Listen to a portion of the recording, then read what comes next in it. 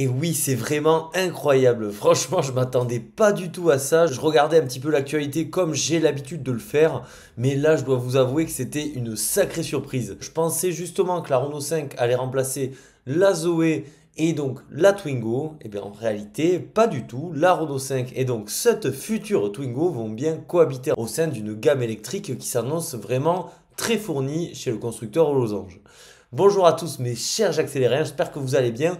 On va revenir plus en détail sur cette Twingo, mais avant tout ça, on va regarder du côté de l'internet moderne, voir les dernières petites nouveautés. Et donc on commence directement avec l'annonce de la toute nouvelle Toyota Camry. Alors c'est hyper drôle parce qu'au jour où je m'enregistre, donc mercredi 15 novembre, je viens de réaliser l'essai de la Toyota Camry d'un atmophile qui date de 2020.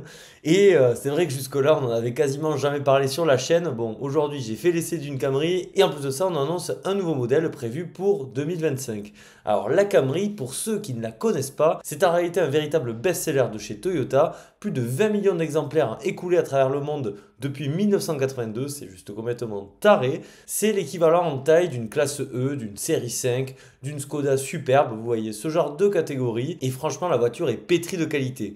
En réalité, elle a deux défauts pour moi, c'est son design extérieur et son habitacle un peu vieillot. Bon, ben, ce qui est bien, c'est qu'avec cette nouvelle version, je trouve que l'avant s'améliore plutôt pas mal parce que c'est vrai que jusqu'ici, ça manquait un peu d'âme. Il faut aussi dire que c'est un véhicule tout de même assez onéreux, donc c'est pour ça qu'il faut se montrer pointilleux sur les moindres détails. Mais c'est vrai que, mis à part le design qui peut paraître un petit peu grossier comparé à nos plus belles productions européennes, franchement, la Camry, c'est une excellente voiture. Sur cette nouvelle version, on aura droit donc à toujours de l'hybride Toyota. Ici, ça va passer à 235 chevaux. La version actuelle, c'était 218 chevaux. Donc, un petit gain en puissance, c'est pas mal. Mais je dois vous avouer que j'ai été assez bluffé par les performances d'ailleurs de la Camry, même en 218 chevaux. Donc, hâte de voir. Cette face avant ressemble beaucoup aussi à la face avant de la dernière Prius et c'est plutôt positif parce que clairement la Prius elle est vraiment très jolie. Pour vous dire à quel point cette voiture est culte, même si en Europe on n'est pas trop au courant, sachez que par exemple en 2022 c'était la cinquième voiture la plus vendue aux États-Unis. Quand même, c'est vraiment pas mal. Derrière un certain Toyota RAV4. Ce qui est vraiment excellent sur cette voiture, c'est son excellent rapport qualité-prix. La version entrée de gamme sera plutôt autour de 40 000 euros. Mais malgré tout, quand on la compare à des BM Série 5, des Mercedes classe E, les tarifs sont très accessibles. Après, vous avez l'image de marque.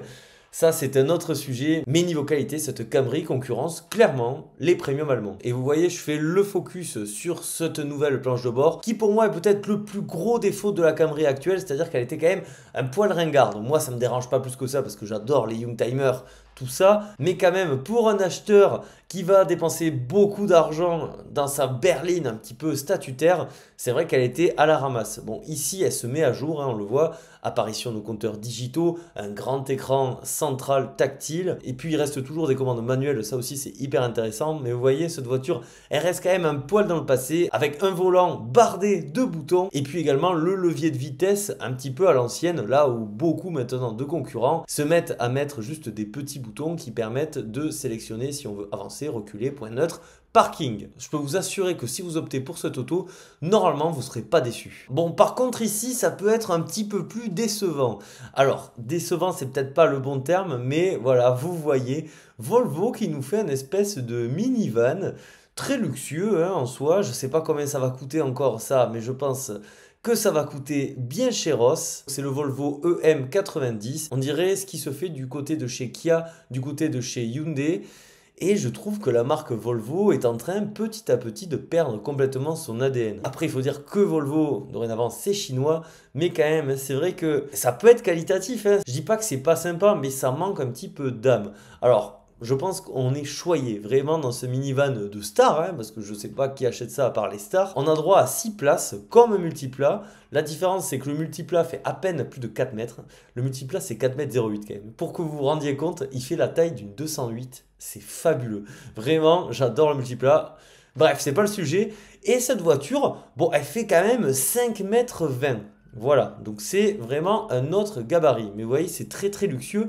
Mais moi, j'y crois pas. Je sais pas. Entre le classe V et des productions coréennes, Volvo, faites-nous des breaks. C'est vrai que la marque suédoise, depuis un petit moment en tout cas, moi j'ai perdu vraiment de l'attrait. Récemment, les dernières vraies Volvo que j'ai bien aimées, il y a eu la C30, ça remonte quand même pas mal. La V40 aussi, qui était un peu sympa. Après, ils sont lancés à fond dans les SUV. Et puis, vraiment, je trouve que ça manque d'âme. N'hésitez pas à me dire ce que vous en pensez. Bon, et puis vous vous en doutez, c'est un véhicule électrique. Waouh, quelle surprise! D'une puissance de 268 chevaux, 0 à 100 tombé en 8 secondes 3. Donc ça marche plutôt pas mal, ce gros pachyderme là, ça va être n'importe quoi. Bon, dans les virages, ça doit bien se vautrer. Le poids, j'ai pas l'info, ça doit être une catastrophe.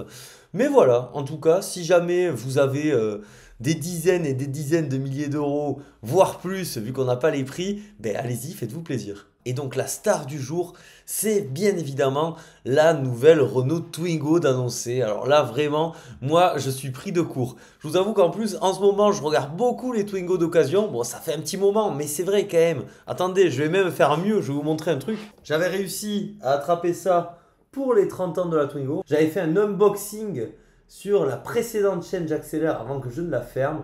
Absolument incroyable cette Twingo. Moi je suis vraiment un fan de cette première génération de Twingo. Et vous voyez ici elle a 5 portes. Alors ça aussi c'est un fait à noter. Regardez les phares. Ah là là, elle est incroyable. Elle est magnifique. Donc l'avant c'est clairement de la Twingo 1. L'arrière c'est entre la 1 et la 2 je trouve. C'est trop sympa. Je suis hyper content. Mais j'ai mon petit mot à dire.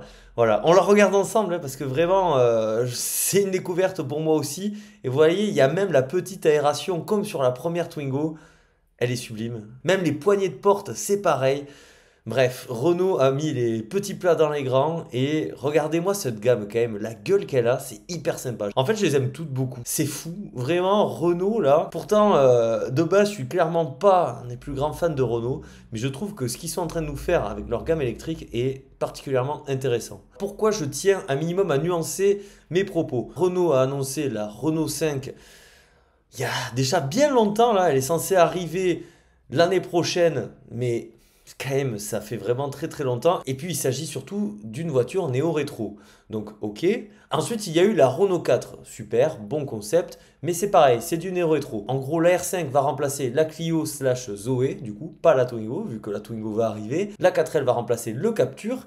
Et donc, cette Renault Twingo, finalement, va revenir l'air de rien, alors que normalement, elle était censée disparaître avec l'arrivée de la Renault 5.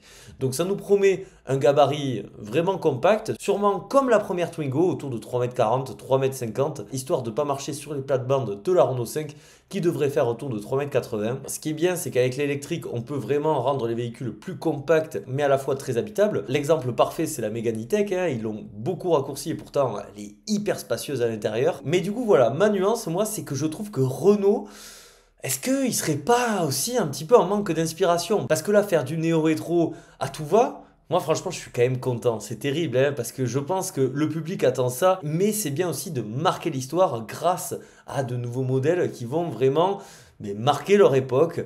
Là, bon, on surfe sur la vague du néo-rétro, c'est une prise de risque mesurée je pense, parce que ça fait plaisir à beaucoup de gens, mais c'est vrai que l'audace c'est pas le premier mot qui me viendrait à l'esprit quand je pense aux nouvelles Renault. C'est tout le paradoxe de cette nouvelle gamme qui à la fois m'attire beaucoup, mais qui d'un côté je me dis bon vraiment, voilà, et puis les noms aussi, donc on a Twingo, Renault 5, Renault 4, 4L, on sait pas comment ils vont l'appeler.